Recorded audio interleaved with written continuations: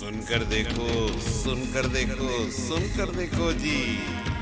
ममता राहुल मोदी बोले, लिखे जितेंद्र जी।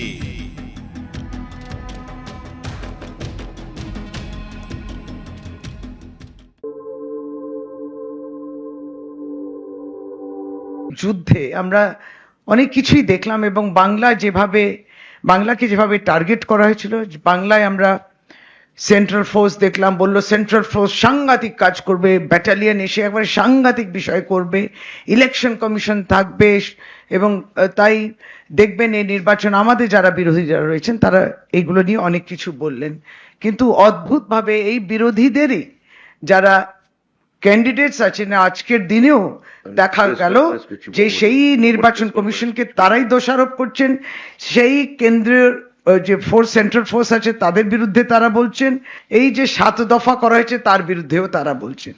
তাদের এই নারী বিদ্বেষ, তাদের যে মিসোজিনিস্টিক কমেন্টস, অর্থাৎ কাদের? ভারতীয় জনতা পার্টি, তাদের নেতৃত্ব, সর্বোচ্চ নেতৃত্ব এসে এবং সন্দেশখালিতে যেভাবে যে চিত্রনাট্য করেছে, সেই চিত্রনাট্য এবং নারীর উপরে যে তথাকথিত অত্যাচার যেটা হয়নি সেটাকেও একটা ইলেকশন মুদ্রা করা যাবে। এই নির্বাচন বাংলায় এবার তারা ভারতীয় জনতা পার্টি দেখিয়ে দিচ্ছে। এই সব কিছুর ঊর্ধ্বে মানুষের যে দৃঢ় বিশ্বাস এবং তাদের প্রত্যয়, সেটাও উঠে এসছে। এই 7 দফা নির্বাচন আমরাও যেমন ঝেলেছি, তার সাথে সাথে বাংলার মানুষও তার এই পর্বগুলোর মধ্যে দিয়ে এসছে।